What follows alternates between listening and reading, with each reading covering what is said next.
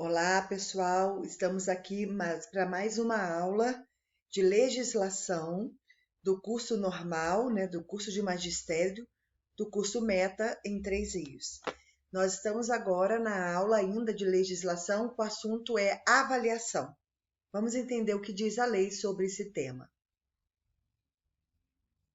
A avaliação qualitativa e contínua é reconhecido na LDB atual, na Lei 9394/96, que é a nossa lei maior da legislação, da educação brasileira. No artigo 24, ela diz o seguinte: a verificação do rendimento escolar observará no seguinte critério. Na linha A, ela diz assim: a avaliação contínua e cumulativa do desempenho do aluno com prevalência no aspecto qualitativo sobre os aspectos quantitativos dos resultados ao longo do período e sobre as eventuais provas finais. Então, deixa eu explicar um pouquinho o que está dizendo aqui na lei nesse pedaço. Quando a gente fala sobre os aspectos contínuo e cumulativo do desempenho do aluno, é muito fácil da gente entender isso, porque ele traz a avaliação contínua, não a avaliação que ela rompe um processo em um determinado período. Então, vamos imaginar uma criança que está sendo alfabetizada e ela está ali no primeiro ano de escolaridade e ela, porventura, não consegue atingir todos os objetivos. Mas uma pergunta que eu faço: essa criança que entrou em fevereiro, quando chegar em novembro, será que ela sabe a mesma coisa? Será que ela teve algum desenvolvimento? Será que ela teve alguma aprendizagem? É uma pergunta que eu faço.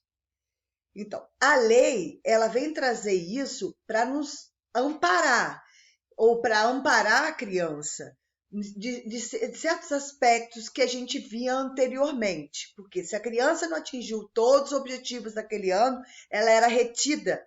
Então, ela voltava do início e repetia tudo do que tinha feito no ano anterior. E aí, quando chegava na dificuldade dela, e porventura ela não avançasse, ela novamente repetia aquele ano. Quando a lei fala que nós temos que a avaliação é um processo contínuo, é que não deve haver esse rompimento. Porque uma criança que, mesmo no processo de alfabetização, não alcance todos os objetivos esperados daquele ano, ou que a professora traçou, mas com certeza alguns aspectos, aí vamos lá nos aspectos qualitativo do quantitativo, alguns aspectos ela alcançou.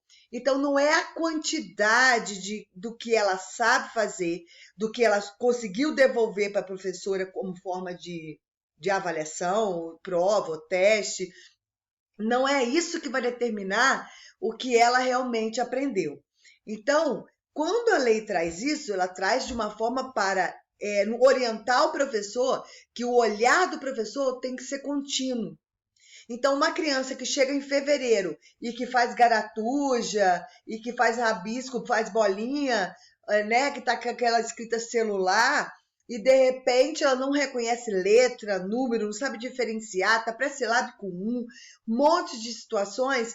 Quando chega no final do ano, ela já consegue identificar as letras do nome dela, já consegue escrever o nome dela com autonomia. Ela já consegue identificar as letras dela, do nome dela ou daquilo que foi muito próximo dela em qualquer outro lugar. Aí eu pergunto a vocês: houve ou não um crescimento dessa criança? Como seria avaliar essa criança? Voltar do zero ou continuar a partir daquilo que ela sabe?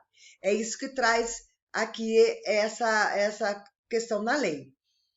E com prevalência no qualitativo, não no quantitativo, ao longo do período, ou seja, o período vai determinar, é a gente que vai determinar se é em ciclo, se é em série, se é em alternância. Então, a escola, o sistema de ensino é que vai fazer essa organização do sistema, do ensino. Igual, por exemplo, vou pegar aqui Areal como exemplo, porque é onde eu estou trabalhando. O primeiro ano para o segundo ano não há retenção. Do segundo ano para o terceiro ano também não há retenção.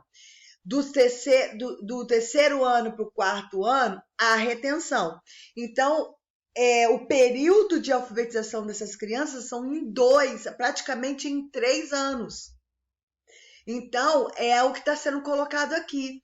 Ela pode não ter alcançado durante o primeiro ano, mas ela tem um período, um desempenho ainda para ser desenvolvido durante os outros 2 anos. O que não pode, gente, aí cabe aí uma consciência do professor em termos do olhar da avaliação. O que não pode é o professor quebrar esse processo, fazer a criança retornar, ela não sabe, não fica na minha sala, não. Por isso que a gente trabalha ainda em ciclo e as pessoas entendem isso de uma forma equivocada. Então vamos continuar. B. Possibilidade de aceleração dos estudos. Deixa eu colocar aqui para vocês lerem. Possibilidade de aceleração dos estudos para os alunos com atraso escolar. O que é isso, gente? Que a gente pode fazer na nossa escola uma forma de acelerar essas crianças que estão atrasadas, que ficaram para trás, organizando as classes de aceleração, agrupando essas crianças de forma que tem um olhar mais voltado para o processo. Mas a lei está mostrando, isso é lei, gente, e a gente tem que usar a lei a favor. É lei, mas ela não é fria, ela é pedagógica, ela dá à escola essa autonomia, ok? Vamos ver a linha C, se aparece aqui.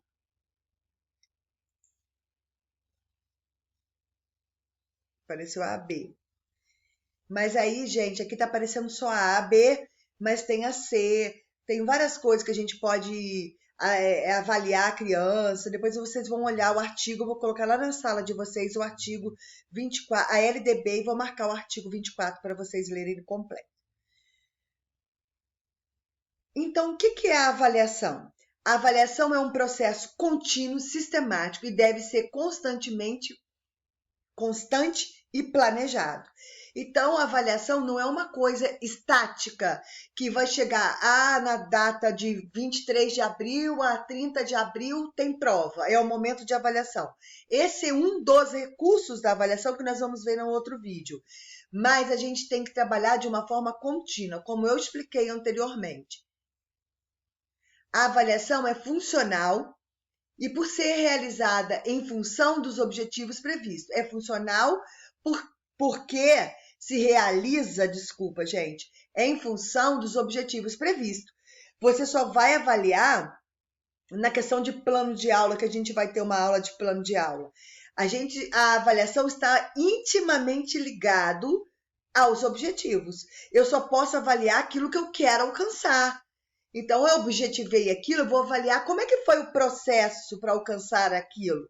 Não foi bom aqui, no começo teve bastante dificuldade. Então, é mais ou menos o que nós estamos vivendo agora com a EAD, porque a gente tem feedback dos pais, a gente fica numa expectativa muito grande que os pais nos dê um retorno.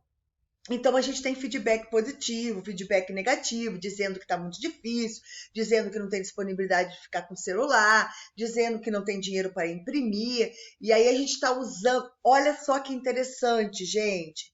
A gente está usando diversos recursos, a gente está mesclando. Nós estamos o tempo todo avaliando a nossa prática de EAD, a nossa postura para colocar à disposição para os pais o tempo todo. Então, nós temos um objetivo, alcançar o maior número de alunos com as atividades propostas. Como devem ser essas atividades? Atividades revisional, uma atividade que o aluno faça com autonomia? Então, isso tudo está nos objetivos. Então, agora, o que nós estamos fazendo para avaliar? Nós estamos vendo os feedbacks dos pais, nós estamos vendo as reclamações, nós estamos vendo os elogios e nós estamos vendo que a maioria tem gostado dessa forma ou tem sentindo dificuldade com essa. Então, nós estamos mesclando. Então, a avaliação é funcional porque ela se realiza em função do que eu previ como objetivo. Não sei se vocês entenderam, eu acredito que sim. Outro, é orientadora, porque indica os avanços e dificuldades dos alunos, ajudando a progredir. É orientadora no sentido de que ela vai indicar aonde nós, aí já estou colocando de baixo aí, ajuda o professor a replanejar o seu trabalho. Então, quando eu coloco um conteúdo, quando eu trabalho com meu aluno e eu coloco um conteúdo e ele sente uma dificuldade naquele conteúdo, uma operação, por exemplo, eu ensinei multiplicação para as crianças pela primeira vez e aí eu vou fazer uma avaliação para ver como é que está. Aí eu percebo que boa parte da turma já faz com autonomia, mas tem um grupo de crianças que ainda está perdido, não consegue. Então, ela é orientadora porque ela mostra isso, ela não pode ser punir, ela não pode ser punitiva, ela serve para nos orientar e nos reorganizar, para a gente retomar o nosso trabalho, ou seja, para a gente verificar o que o aluno mais precisa. Ela não pode ser uma punição. Não podemos ter aquele discurso, ele não estudou em casa, a família não ajudou. Gente, quem tem o papel de ensino-aprendizagem somos nós. A gente está vivendo uma coisa ímpar agora, que os pais estão colaborando, mas eles estão colaborando. Eles não fizeram pedagogia, eles não fizeram magistério, eles não estudaram didática, eles fazem, vamos dizer assim, por senso comum, eles fazem por vida, por prática, por aquilo que eles vivenciaram. Mas eles não têm técnicos, não têm base teórica para dizer qual é a melhor maneira que é para ensinar aquelas crianças. Então, é difícil pra caramba. Então, a avaliação ela serve de retomada de consciência do professor, de que ele precisa revisar aquele conteúdo, aplicar de outras formas para atingir a maior parte, ou a maioria, ou 100% da sua turma. Então, ela ajuda a replanejar, ok? Então, vamos ver mais. Avaliar é acompanhar o processo, não é punir nem separar nenhum processo. É a condição essencial de qualquer ação intencional. Então, quando nós fazemos um plano de aula, nós temos uma intenção de alcançar um objetivo, de alcançar um sucesso. Então, ninguém pode ir para uma sala de aula sem saber o que vai fazer, ou sem, seja que Deus quiser, qualquer coisa que eu dou para ele, tá bom. Não é assim. Então, ela é essencial para qualquer ação que tenha uma intenção de ensino aí. Qual o objetivo da avaliação na escola? Para que serve a avaliação na escola? Para melhorar, aprender e formar. A avaliação não é para punir, vou dizer de novo isso. É fundamental que o educando apropie-se da autoavaliação como instrumento de crescimento. Nós vamos ver isso no próximo slide, ou no próximo vídeo que eu vou gravar para vocês, nos próximos, né?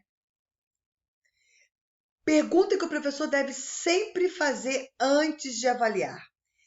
Antes de avaliar, ele deve fazer essa pergunta. Vamos ver qual é?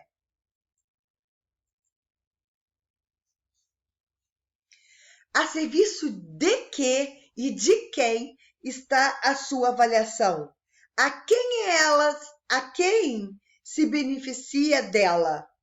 Então, nós estamos falando a quem vai ser punido por ela? Não. Quem vai se beneficiar da sua avaliação, da avaliação que você propôs? Então, antes de fazer qualquer avaliação, o professor tem que botar a serviço de quem está a sua avaliação, a serviço de que está a sua avaliação, quem vai se beneficiar com ela. Se você conseguir responder essas questões, você está no caminho certo.